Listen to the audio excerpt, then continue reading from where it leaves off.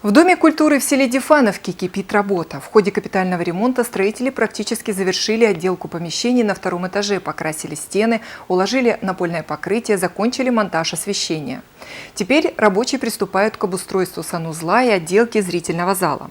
Это уже второй этап капитального ремонта Дома культуры в Дифановке. В прошлом году здесь провели наружные работы. Средства выделили из краевого бюджета и джубского поселения.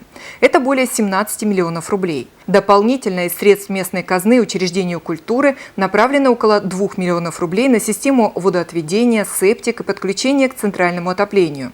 Ремонт Дома культуры в селе Дифановки планируют завершить до конца года.